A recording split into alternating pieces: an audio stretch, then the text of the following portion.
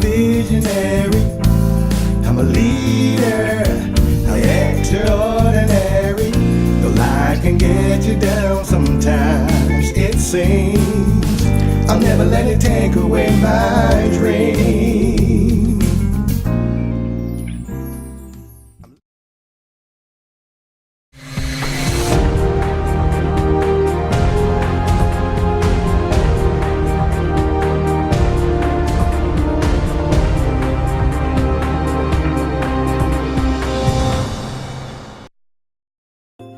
In 1957, a life's mission of helping others help themselves began here in the high desert.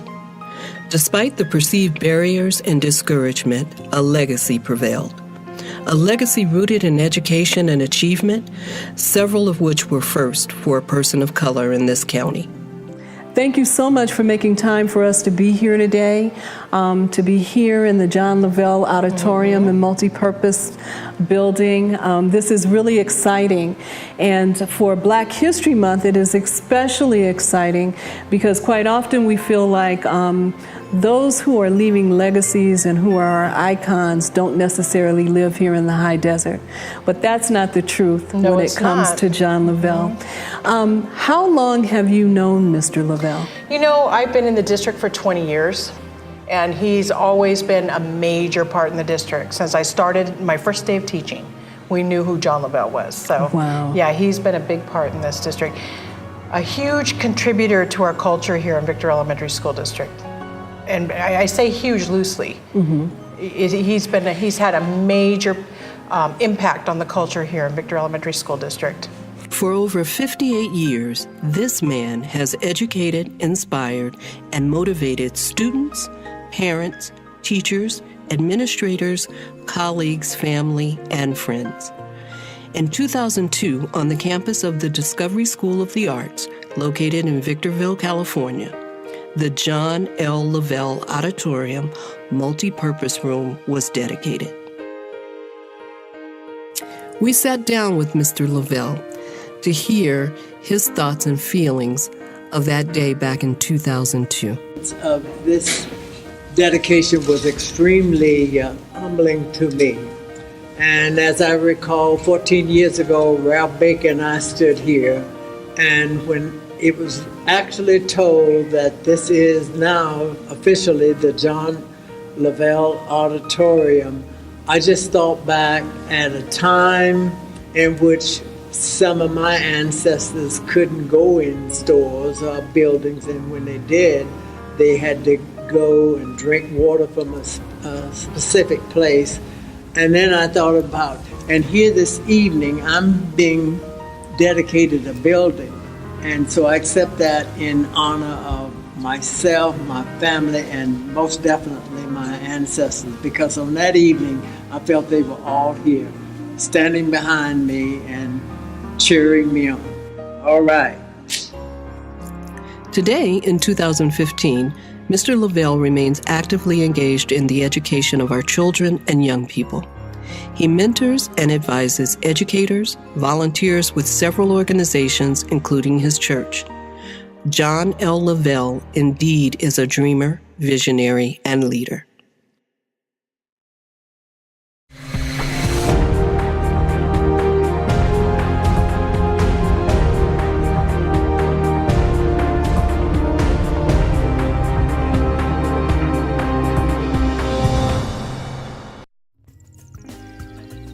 We're here today with Phyllis Morris Green, who is the public defender for San Bernardino County. Phyllis Morris Green is the first African-American woman to serve as the public defender for the county of San Bernardino. San Bernardino County is the largest county in the nation. We want to thank her for allowing us into her territory to learn more about what she does in her role as public defender. Okay. Well, basically, we do a variety of things. Our basic core responsibility is to provide representation in criminal cases. We have an adult unit, and we also represent minors in juvenile court. But there's also other things that we do.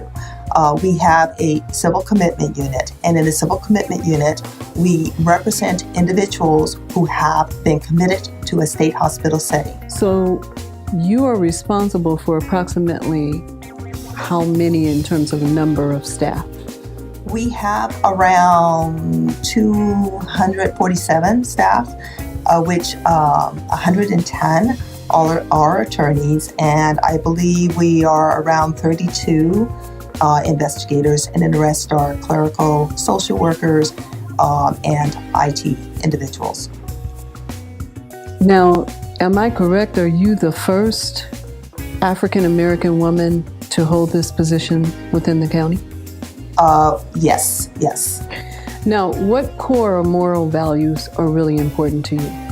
Well, definitely honesty is important, and commitment and dedication, and a real passion of service. In this position, it can be a thankless job, and yet you know that you have to look beyond the immediate circumstances. You have to look beyond the anger, and to understand your mission and the fact that you can impact that person's life. Accountability is important. As an attorney, we represent clients, each client individually before the court. And so the client has to have confidence that we understand their predicament and that we can represent their interests before the court. And if you want to be a competency is another value. If you want to be a competent attorney, you have to understand the client's story. And that's probably in line with my own moral values. And I also add to my own moral values that I'm a spiritual person. And I believe that there are real bondage that people can get themselves in, but there is a God that can free them of those bondages. A specific message that you would send out to our young people today. What would that message of encouragement or inspiration be? Listen to your elders. You know, we walked the road, and we can share with you our challenges, the lessons we have learned. Everything that you find on the internet is not necessarily true. Speak to those who have actual experience, who have walked the walk, and to value your education, and to not, in valuing your education, don't determine what school you can go to or what school you can't go to. Apply to them all. Apply to Harvard. Apply to Yale. Let's see who gets in. Maybe that the person who gets in is you.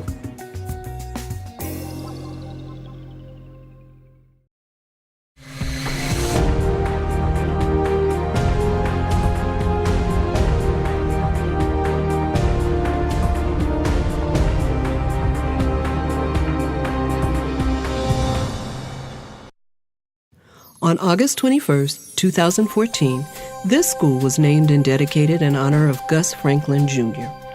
Mr. Franklin, for 18 years, served as Adelanto School District's Director of Maintenance, Operations, and Transportation. His exceptional work ethic, commitment to excellence, and compassion for others serves as a role model for current and future generations. Gus Franklin Jr. STEM Academy, just like the man, has no boundaries for learning. With a high focus on the fundamentals in science, technology, engineering, and math, students are encouraged to not just think outside the box, but remove the box from learning. With the board and the superintendent and the previous administration, they decided to go to Florida and visit a school in Florida that had this design, cafe style of learning. And this room is called EDGE, Explore, Dream, Grow, Excel. And they decided that they wanted to see what would happen with students if they could learn in an environment that didn't look like rows. It didn't look like how we used to go to work, assembly lines where they used to sew all at the same times, and that's the way classrooms are set up. These classrooms are set up so that students can learn at their rate, their level, and we help them where they are. And the goal is for them to accelerate, not to remediate, to accelerate. This room was designed with an astronomy theme for 6th grade only. The pictures are actual pictures from the Hubble Space telescope. We have the Crab Nebula, the Cat's Eye. We have real pictures of Earth, some other galaxies, the moon. It's my dream classroom. How many special needs students do you have? We have probably 40 special needs students that are in the general education. They have pull-out program, but we have 9 severely handicapped. We have 14 that are in a special day class. Like you probably saw me with Melisha earlier. I was holding her. And we try to integrate them as much as we can into general education. I sat down with Mrs. Franklin, who graciously shared her insight about the man who was also her husband. Oh my goodness, an incredible man who loved mankind, was a true servant to mankind. He had instant camaraderie with whomever he met.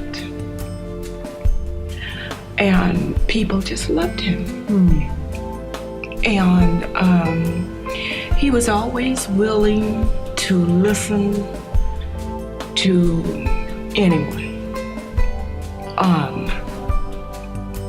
And when they left him, they felt rejuvenated and refreshed, because he had the willingness to hear what they had to say. And it made for a strong connection between the two of them. And people just loved him for that. Yeah. We are proud to honor Mr. Gus Franklin Jr.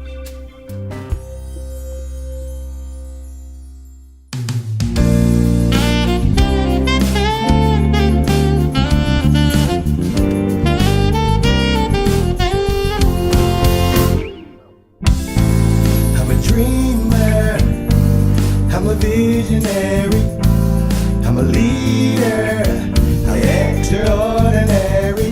Though life can get you down sometimes, it seems. I'll never let it take away my dream. I'm living my life, always striving. My head's held high, and there is no denying I will not stop. Nothing fails but a trying. I'll reach the top, keep my eyes to the sky.